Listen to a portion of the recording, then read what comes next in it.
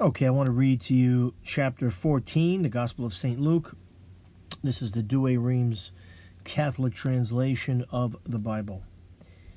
Christ heals the dropsical man, the parable of the supper, the necessity of renouncing all to follow Christ. And that is chapter 14. And it came to pass, when Jesus went into the house of one of the chief of the Pharisees on the Sabbath day, to eat bread, that they watched him. And behold, there was a certain man before him that had the dropsy. And Jesus answering spoke to the lawyers and Pharisees, saying, Is it lawful to heal on the Sabbath day? But they held their peace. But he, taking them, healed him, and sent him away. And answering them, he said, Which of you shall have an ass or an ox fall into a pit, and will not immediately draw him out on the Sabbath day? And they could not answer him to these things.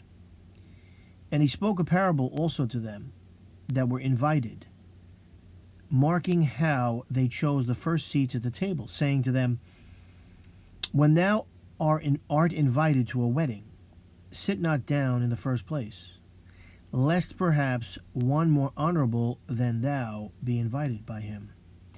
And he that invited thee and him come and say to thee, Give this man place, and then thou begin with shame to take the lowest place. But when thou art invited, go sit down in the lowest place, that when he who invited thee cometh, he may say to thee, Friend, go up higher. Then shalt thou have glory before them that sit at the table with thee. Because every one that exalteth himself shall be humbled, and he that humbleth himself shall be exalted. And he said to him also that had invited him, When thou makest a dinner or a supper, call not thy friends, nor thy brethren, nor thy kinsmen, nor thy neighbors who are rich, lest perhaps they also invite thee again, and a recompense be made to thee. But when thou makest a feast, call the poor, the maimed, the lame, and the blind. And thou shalt be blessed, because they have not wherewith to make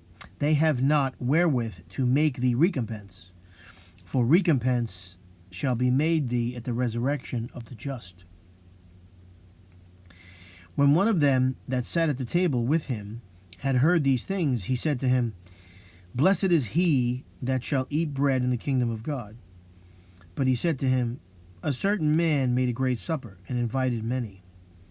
And he sent his servant at the hour of the supper to say to them that were invited, that they should come, for now all things are ready.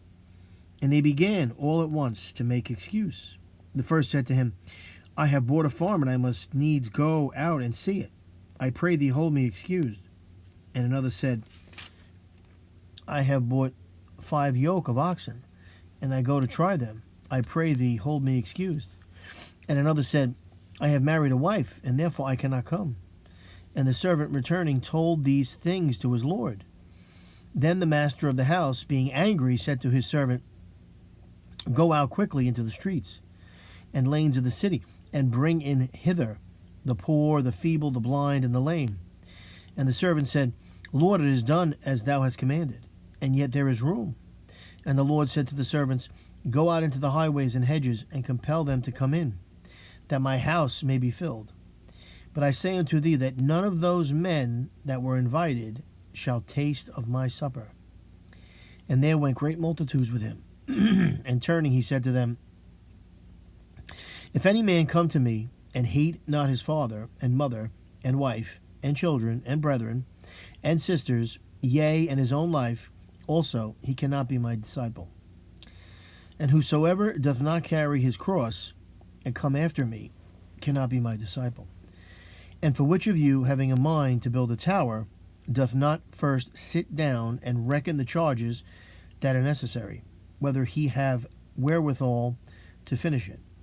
Lest after he hath laid the foundation, and is not able to finish it, all that see it begin to mock him, saying, This man began to build and was not able to finish?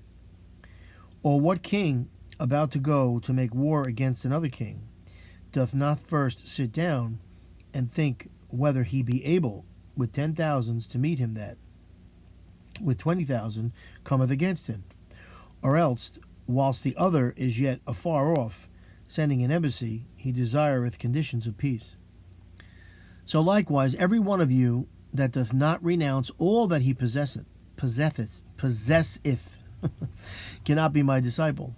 Salt is good, but if the salt shall lose its savor, wherewith shall it be seasoned? It is neither profitable for the land nor for the dunghill, but shall be cast out. He that hath ears to hear, let him hear. Okay, chapter 14. Well, first off, Jesus heals on the Sabbath day. And that was a day that, you weren't supposed to really do anything. That was considered work. But Jesus says, if you had an ox or an ass, meaning one of your animals that you depended on to feed your family, and it fell into a pit, wouldn't you go get it even if it was on the Sabbath day? Well, of course. See, these are people back then, and even today, I won't mention the religion, but who are fanatical. They won't do anything on the Sabbath day. They pay other people to put light switches on, flush their toilets. I mean, it's ridiculous. Because they think that God, is this kind of a God, where God, keeps account and is going to say to you when you're before him, well, you put that light switch on the Sabbath. Okay? So the Sabbath was made for you to rest. It wasn't that you are a slave to the Sabbath. That's what Jesus said. So that's what he means here. And then he talks about how you shouldn't exalt yourself.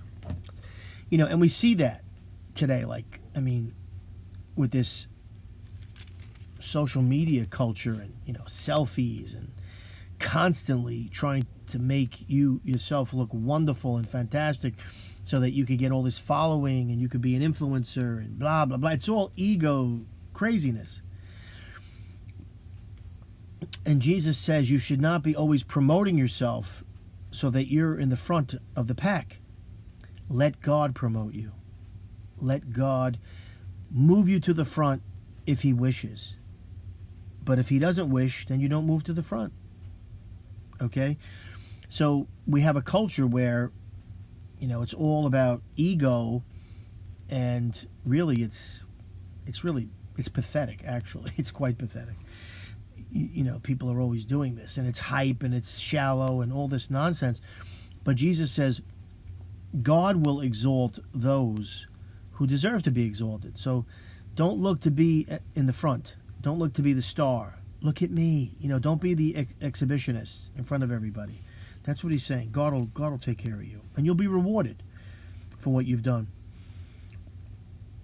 And then he says, if you call a dinner, right? If you have a dinner or whatever, and you give to people that are rich, they can pay you back, right? Because if you give something to a rich person, they can pay you back. But if you give something to people that cannot pay you back, you'll be rewarded by God. Because if you give something to people that are rich and they pay you back, well, they're giving you the reward.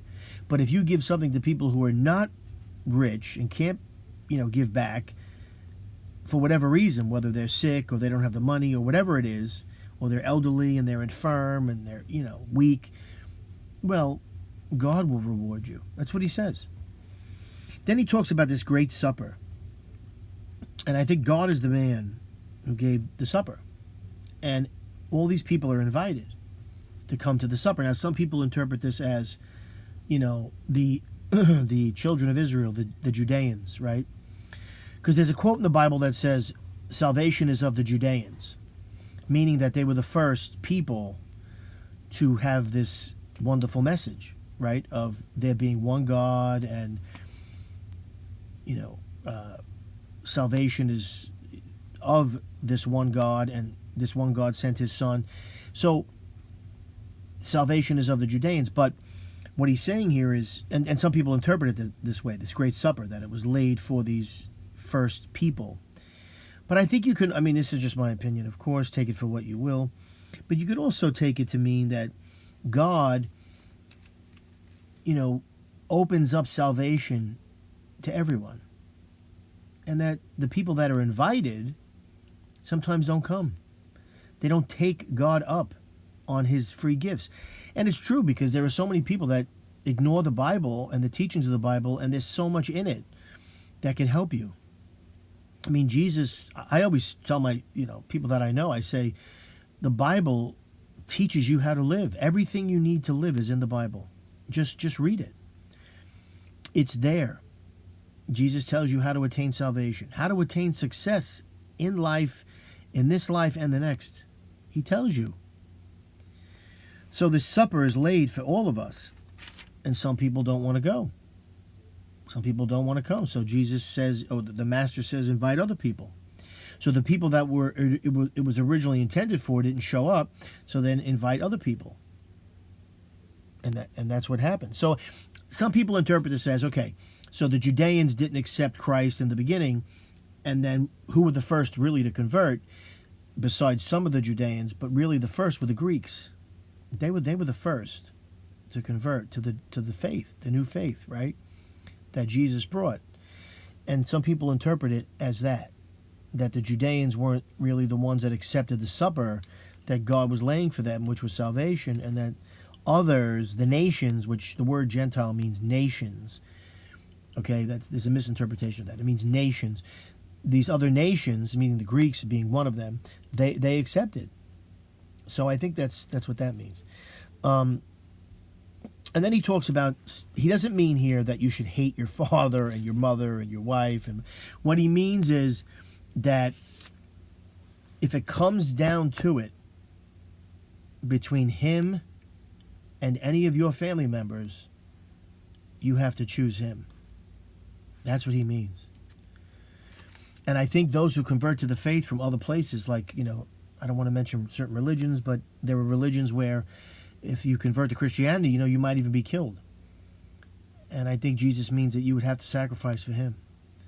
And that if you had a family member that was discouraging you from loving Jesus and, reading your Bible and praying to him, whatever, I'm sorry, you have to choose him first. And that includes your spouse and your kids and anyone else. So you have to want him above all things, because he's really the gateway to salvation. And that's the most important thing.